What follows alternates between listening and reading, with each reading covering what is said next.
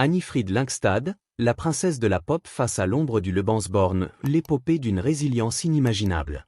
La naissance sous l'ombre du Troisième Reich, l'enfant du Lebensborn. L'existence d'Annifrid débute dans le tumulte et le désordre politique des derniers jours de la Seconde Guerre mondiale, un contexte qui allait sceller son destin.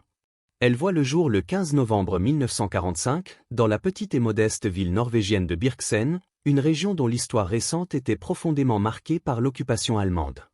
Les circonstances de sa naissance la placent d'emblée au centre d'un drame national et personnel qui allait perdurer bien après la fin des hostilités. Frida est le fruit d'une liaison, nouée dans un contexte de forte tension patriotique et de jugement social, entre sa très jeune mère, Signe Lyngstad, et Alfred Hass, un sergent appartenant à la Wehrmacht, l'armée régulière allemande, qui était alors stationné dans la région pendant la période d'occupation nazie. Ce lien l'a involontairement désigné comme un enfant du programme Lebensborn. Le projet eugéniste de Himmler. Ce programme, initié par le Reichsführer SS Heinrich Himmler, n'était pas un simple accident de guerre, c'était une initiative glaçante d'eugénisme racial. L'idéologie derrière le Lebensborn était de créer une prétendue race aryenne supérieure en encourageant délibérément les relations entre les soldats allemands jugés racialement purs, souvent des SS ou des membres de la Wehrmacht, et les femmes des pays nordiques comme la Norvège, qui étaient considérées par l'idéologie nazie comme incarnant la pureté raciale nordique idéale. Des foyers Lebensborn étaient établis dans les pays occupés pour faciliter ces unions et prendre en charge la naissance et l'éducation de ces enfants. Si, aux yeux pervers des théoriciens nazis, Frida incarnait un idéal de perfection raciale potentielle, la réalité immédiate de l'après-guerre fut tout autre, d'une violence psychologique inouïe. La Norvège, dévastée, a vu sa haine et son désir de vengeance se concentrer sur les mères qui avaient eu ces liaisons, surnommées péjorativement les tiskerjantés, et sur les enfants eux-mêmes. L'absence paternelle forcée et le deuil. Le père de Frida, Alfred Hass, est rapidement devenu une absence fantomatique dans sa vie. Il fut longtemps cru mort, l'histoire racontait que son navire avait été coulé en mer alors qu'il rentrait en Allemagne après la défaite du Reich. Cette absence paternelle forcée laissa chez la petite Frida une blessure émotionnelle profonde, un vide existentiel que la gloire et l'argent n'ont jamais pu totalement combler. C'est l'un des premiers drames qui façonna son caractère, une quête d'identité non résolue dès les premiers jours. Mais la série de tragédies ne s'arrêta pas là. Sa mère, Signe, déjà confrontée à l'ostracisme public et au regard réprobateur de sa communauté, est décédée prématurément d'une insuffisance rénale à seulement 21 ans. Frida n'était alors qu'un nourrisson de 2 ans. Se retrouver orpheline si tôt, dans un pays hostile, fut la première des grandes pertes qui allaient définir son existence. L'exil salvateur et le statut de paria. Face à la haine tenace, aux persécutions sociales, et aux menaces de violence visant ceux qui avaient des liens familiaux avec l'occupation allemande, la grand-mère maternelle de Frida, Arntin Enil Lyngstad, prit la décision la plus radicale et la plus nécessaire de sa vie. En 1947, elle choisit la fuite. Elle quitta la Norvège avec sa petite fille pour trouver refuge en Suède, s'installant dans la région rurale et isolée du Härjedalen. Ce n'était pas un simple déménagement, mais une véritable fuite existentielle et désespérée vers la survie et la sécurité. Même dans la sécurité relative de la Suède, la classification historique continua de peser. En tant qu'enfant d'un soldat allemand, Frida fut constamment confrontée à son statut de fille de traître, un titre injuste réservé aux Tiskerbarna, les enfants allemands. Cette étiquette allait influencer sa psyché et sa vie d'une manière qu'elle ne pouvait pas encore concevoir. Elle grandit dans une relative pauvreté, élevée par sa grand-mère. Coupée de ses racines norvégiennes et ignorante de l'identité exacte de son père, elle se sentait déracinée, illégitime et incroyablement seule. Frida dut développer très tôt un instinct de survie et une farouche indépendance pour évoluer dans un monde qui, très clairement, ne souhaitait pas vraiment son intégration. L'histoire personnelle de Frida est le miroir d'une tragédie collective et systémique. Le sort des quelques 10 000 à 12 000 Tiskerbarna en Norvège fut épouvantable. Ils ont été sujets à de lourds préjugés et à une discrimination institutionnelle active. Leur simple existence était perçue comme une menace génétique et morale pour la pureté de la nation norvégienne. Beaucoup ont été victimes de mauvais traitements, soumis à des tests médicaux forcés, et même à l'internement en hôpitaux psychiatriques, le gouvernement norvégien les jugeant dangereux à cause de leur sang allemand. Ces actes cruels et inhumains, perpétrés par l'État contre des enfants innocents, représentent un chapitre sombre et rarement abordé de l'histoire d'après-guerre en Norvège. Le fait que Frida ait réussi à émerger de ce contexte, sous les projecteurs, témoigne de sa force psychologique extraordinaire. 2. La musique, du refuge à l'émancipation artistique. Malgré ce fardeau émotionnel lourd et cet héritage historique pesant, la musique est rapidement devenue le principal exutoire émotionnel d'Annie Fried. Elle lui offrait une voix d'expression vitale, une capacité à confier et à articuler les sentiments complexes de perte et de solitude qu'elle ne pouvait verbaliser autrement. Son amour pour la musique a été nourri très tôt et très naturellement, lorsque sa grand-mère Annie lui chantait des chansons folkloriques norvégiennes et des ballades suédoises.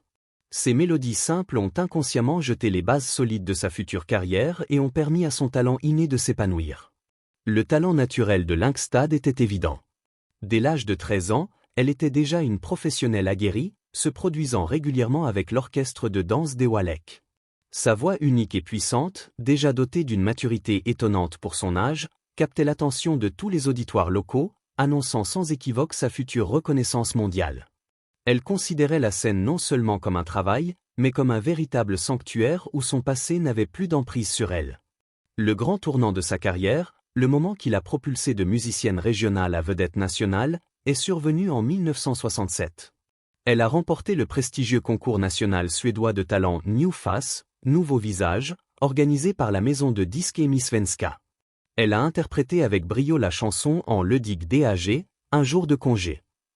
Par un heureux et incroyable hasard historique, cette victoire télévisée a coïncidé avec le jour du Dagen H, le changement historique de la Suède de la conduite à gauche à la conduite à droite. Cela lui a assuré une couverture médiatique massive et absolument sans précédent pour son premier succès. La victoire lui a valu un contrat d'enregistrement crucial et l'a propulsé immédiatement au rang de personnalité montante en Suède. La rencontre déterminante est l'alchimie d'ABBA. En 1969, lors d'une émission de variété télévisée, elle a fait la rencontre déterminante de l'auteur-compositeur et musicien Benny Andersson. Leur relation est rapidement devenue à la fois romantique et professionnelle, marquant le début d'une alchimie créative qui allait transformer la musique populaire à jamais. Malgré des réticences initiales et une hésitation personnelle à se joindre à une configuration de groupe, préférant chanter en solo, Frida a finalement accepté de former le quatuor avec Benny, Björn Ulvaeus et Agneta Faltskog, le groupe qui deviendrait mondialement connu sous le nom d'ABBA. La contribution vocale de Frida était bien plus qu'une simple partie de l'ensemble, elle était essentielle à la magie et à la signature sonore d'ABBA. Sa voix de mezzo-soprano, riche, puissante et souvent nuancée d'une mélancolie subtile et profonde, venait contraster et compléter de manière magistrale le timbre plus pur et plus aigu d'Agneta. Ce contraste vocal et la tension émotionnelle parfois perceptible entre les deux chanteuses, alimentée par le fait que les deux couples se désagrégeaient, était l'élément fondamental et le secret du son distinctif du groupe. Frida était réputée pour son engagement physique et émotionnel sur scène, trouvant dans l'énergie brute et la connexion directe des performances live un plaisir viscéral qu'elle appréciait souvent plus que les autres membres, plus réservés. La carrière solo et l'affirmation. Après la dissolution officielle d'ABBA en 1982, une séparation que Frida a vécue avec un profond regret, ayant été celle qui a le plus milité pour une réunion, elle a cherché à prouver sa valeur en dehors de l'ombre du groupe. Elle s'est alliée au légendaire batteur et producteur britannique Phil Collins, qui a produit son album studio le plus célèbre, Something's Going, 1982. Le premier single de cet album, le morceau électro-rock puissant I Know There's Something Going, fut un succès mondial retentissant, atteignant la tête des charts dans plusieurs pays d'Europe et restant l'une des chansons les plus emblématiques de Frida en dehors du répertoire d'ABBA. Cet album marqua un tournant artistique audacieux, adoptant un son plus rock et expérimental, très éloigné de la pop mélodique d'ABBA, affirmant son statut d'artiste complète, capable de se réinventer et de surprendre un public exigeant. 3. L'implacable deuil, la princesse face à l'impossible perte. Si la vie professionnelle de Frida fut une suite de succès, sa vie personnelle, bien que très discrète et finalement auréolée de titres aristocratiques, fut marquée par un cycle de deuil et de pertes consécutives d'une intensité rare et absolument dévastatrice. Après ses deux divorces, avec Ragnar Fredriksson et avec Benny Andersson, elle semblait avoir trouvé la paix et la stabilité. En 1992, elle épouse Heinrich Rüsow, prince Reuss von Ploen, un aristocrate allemand. En se mariant, elle obtient le titre de son Altesse Sérénissime, princesse Reuss et comtesse de Ploen, s'installant dans une vie plus retirée en Suisse. Elle croyait avoir enfin atteint la sérénité qu'elle méritait après des années de tumulte et de célébrité écrasante. Mais le destin, implacable et cruel, est revenu frapper. La perte inversée, Le deuil d'une fille, 1998. Le premier coup, dévastateur et contre nature, survient le 13 janvier 1998. Sa fille, Anne Liselott Fredrickson, est tuée tragiquement dans un accident de voiture à Livonia, dans l'État de New York, aux États-Unis. Anne Liselott n'avait que 30 ans et était mère d'un jeune garçon, Jonathan Casper. Cette perte fut un choc sismique pour Frida. La chanteuse, qui avait toujours été farouchement protectrice de ses deux enfants face à la pression médiatique, a dû affronter un chagrin d'une profondeur que les mots peinent à décrire. Le deuil d'un enfant est universellement considéré comme la pire des souffrances, et il a forcé Frida à une introspection douloureuse et à une solitude forcée. Comme elle l'a confié dans de rares interviews, ce que j'ai vécu m'a peut-être appris à accepter une immense solitude qui peu à peu est devenue naturelle pour moi. Cette phrase reflète l'isolement et la douleur abyssale qu'elle a dû endurer. La perte consécutive, le décès du prince, 1999. Le deuil de sa fille était à peine entamé qu'une nouvelle tragédie survint l'année suivante. En octobre 1999, son mari, le prince Russo, est décédé prématurément à l'âge de 49 ans des suites d'un lymphome, cancer du système lymphatique. Perdre l'homme qu'elle décrivait comme incroyable, merveilleux, spirituel et drôle si peu de temps après sa fille a plongé Frida dans une douleur redoublée et presque insurmontable. Elle s'est retrouvée doublement endeuillée en moins de 2 années, portant désormais le titre de princesse douairière et comtesse. Le contraste entre son statut royal et cette solitude tragique est d'une puissance symbolique rare. L'écho de la souffrance, le petit-fils, 2023. Le cycle de la souffrance familiale s'est malheureusement poursuivi plus récemment. En 2023, son petit-fils, Jonathan Casper, fils d'Anne Liselott, né en 1989, est décédé des suites d'un cancer de l'estomac. Ce nouveau drame, frappant la 3e génération de sa lignée, fut une épreuve supplémentaire terrible pour Frida, témoignant d'une vie personnelle marquée par une série de pertes presque inimaginables et incessantes. Malgré ces deuils extrêmes, et en dépit des cicatrices émotionnelles laissées par son passé de Lebensborn et par l'étiquette de Tiskerbarna, la force morale et la résilience d'Annifrid sont absolument exceptionnelles. Elle a rarement étalé ses douleurs en public, choisissant plutôt de canaliser son énergie dans ses engagements caritatifs et environnementaux. Aujourd'hui, elle vit paisiblement en Suisse, partageant sa vie avec son compagnon, l'aristocrate britannique Henry Smith, 5e vicomte en Bledan. 4. Conclusion, l'héritage d'une survivante inébranlable. Le parcours d'Annifrid Lyngstad, ou de l'enfant stigmatisé par le nazisme au statut de princesse et de superstar mondiale, est bien plus qu'une simple biographie, c'est un témoignage poignant et profondément humain de la capacité de l'esprit à survivre aux tragédies historiques et aux deuils personnels les plus accablants. Elle a transformé les cicatrices de son enfance et les douleurs de ses pertes en une source de force inépuisable, et son héritage musical résonne aujourd'hui avec une profondeur émotionnelle et une authenticité d'autant plus marquante que nous connaissons son histoire. L'échec de la vie privée a été surpassé par le triomphe public, un phénomène qui fascine encore des millions de fans.